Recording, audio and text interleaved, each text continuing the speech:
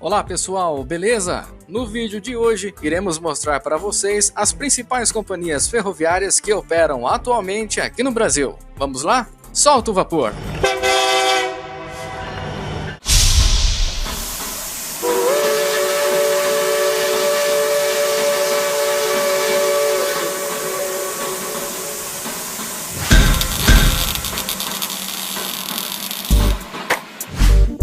Para iniciarmos esta seleção das ferrovias nacionais atualmente aqui no Brasil, vamos fazer um esquema de degraus, começando no topo com a ferrovia que possui a maior malha ferroviária do país, com mais de 11 mil quilômetros de trilhos. Esta é a Rumo.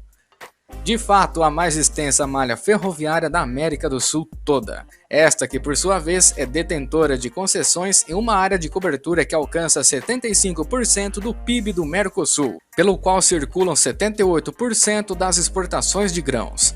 Muitos de nós sabemos que a atual Rumo Logística é o resultado do processo de fusão da extinta América Latina Logística, ALL. Mas para quem ainda não sabia disso, este vídeo então vai ser muito importante. A companhia teve seu início no ano de 1997 como Ferrovia Sul Atlântico e foi uma das primeiras companhias a assumir os serviços do transporte ferroviário no país, logo depois do processo de privatização das ferrovias nacionais. Com isso, a ferrovia poderia se estender pelos estados do Paraná, Santa Catarina e Rio Grande do Sul. Em 1998, a Ferrovia Sul Atlântico recebeu o nome de América Latina Logística ao adquirir a concessão de ferrovias na Argentina até o ano de 2015, que por 17 anos ocorreu diversas mudanças. A Novo Oeste e a Ferroban eram as principais da malha ferroviária Oeste e também paulista. Elas se fundiram à Ferronorte, que controlava a malha Norte. Feito isso, foi criada a Brasil Ferrovias no ano de 2002.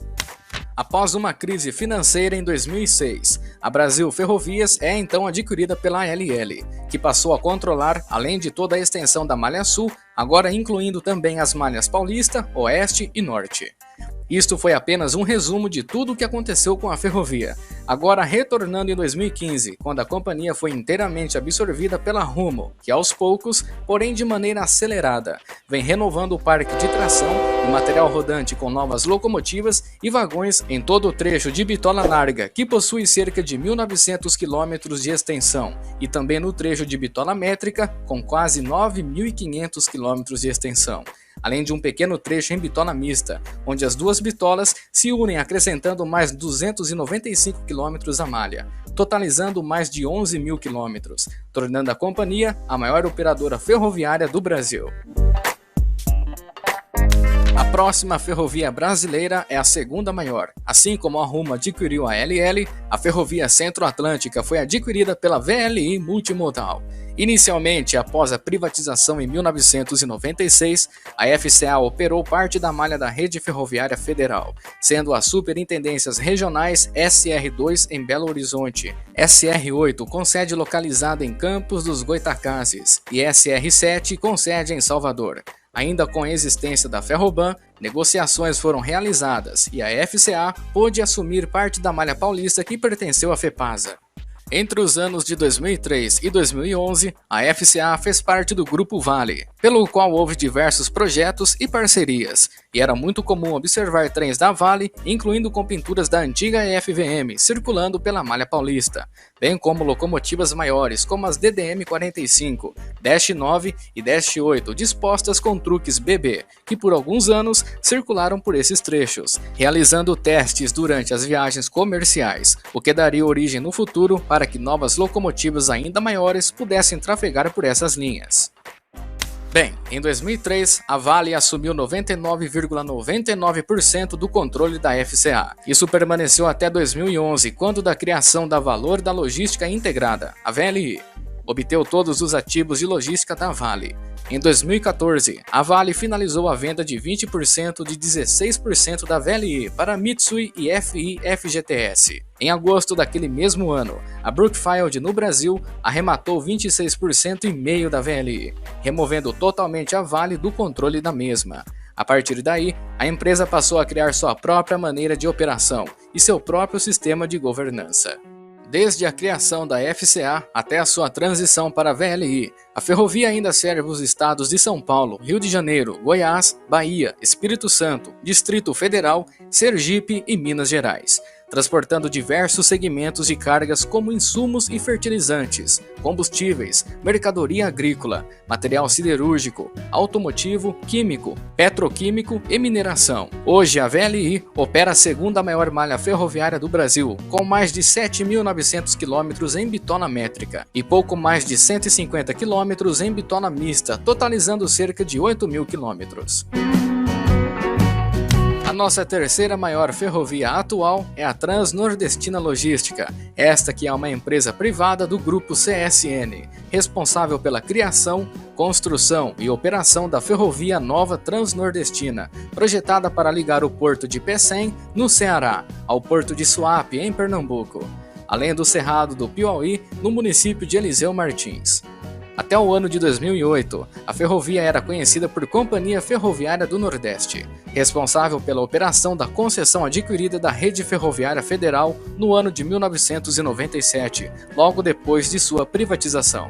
A ferrovia possuía uma malha de mais de 4.200 quilômetros de extensão, pelos estados do Maranhão, Piauí, Ceará, Rio Grande do Norte, Paraíba, Pernambuco, Alagoas e Sergipe.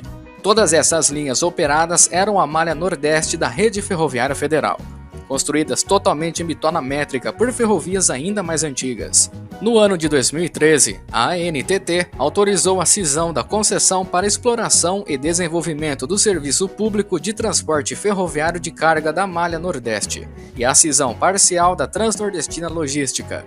Esta cisão nomeia a segregação de vários ativos e passivos da malha 1 e malha 2 da ferrovia. A Ferrovia Transnordestina Logística, FTL, incorporou os ativos e passivos da malha 1, toda em bitona métrica, e a Transnordestina Logística Sociedade Anônima ficou com a malha 2 em bitola larga e bitona mista, em construção como a Ferrovia Nova Transnordestina.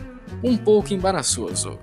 O trecho em construção da Ferrovia Nova Transnordestina possui mais de 1.750 quilômetros de extensão, enquanto a malha total da Ferrovia Transnordestina Logística e a Transnordestina Logística Sociedade Anônima, unidas, possui mais de 4.000 quilômetros de extensão. A próxima ferrovia é a atual concessionária que opera a malha regional sudeste da Rede Ferroviária Federal, composta tempos atrás pelas Superintendências Regionais SR3, Juiz de Fora e SR4, São Paulo. Esta é a MRS Logística. Constituída no final de 1996, após adquirir a concessão dos direitos pelo CMRSL, Consórcio MRS Logística, que foi um grupo liderado pela Companhia Siderúrgica Nacional, CSN, através do leilão de privatização realizado em setembro daquele mesmo ano, na Bolsa de Valores do Rio de Janeiro, pela bagatela de quase 889 milhões de reais. Os trechos foram cedidos para a exploração do transporte ferroviário de cargas, e esses trechos são os originais das antigas ferrovias como a Estrada de Ferro Central do Brasil, nas linhas que ligam Rio de Janeiro a São Paulo e a Belo Horizonte, bem como a Ferrovia do Aço e aqueles pertencentes à Estrada de Ferro Santos a Jundiaí, extintas. As linhas desta ferrovia incorporam a região mais desenvolvida do Brasil, interligando as cidades de BH, São Paulo e Rio de Janeiro.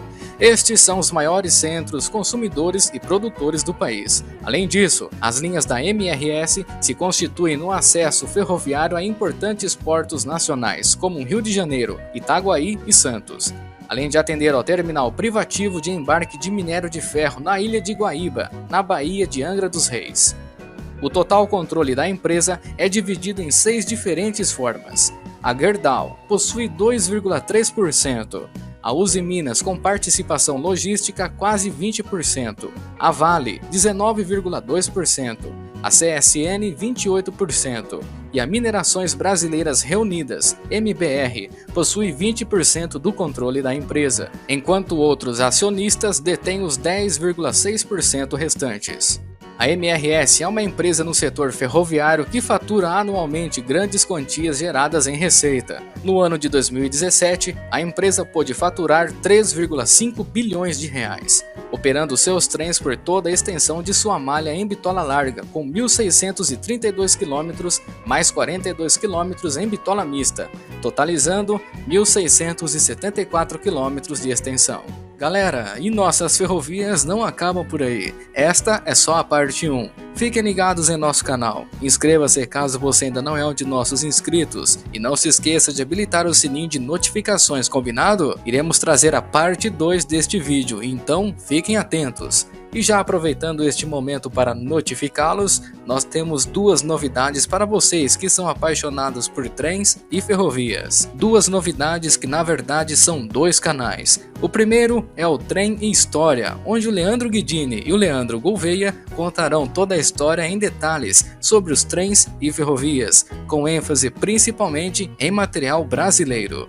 Inscrevam-se no canal de nossos amigos e comentem nos vídeos deles com a hashtag VimPeloDecapod. Assim podemos identificar que vocês chegaram até eles através de nosso canal. E a segunda novidade, e não menos importante, é sobre esta voz que vocês sempre ouvem. Exatamente. Mas com um que a mais, este canal está sendo desenvolvido para aqueles que têm interesse na prática dos simuladores de trens e conhecer um pouco mais sobre locomotivas antigas, estações e muito mais. Este é o GNFO Train Simulator. Inscrevam-se e usem a mesma dica dos comentários. Vim pelo Decapod. Combinado então, galera? E eu gostaria de agradecer o canal Decapod por esta oportunidade. Muito obrigado. Bom, a dica está dada, então até a próxima parada.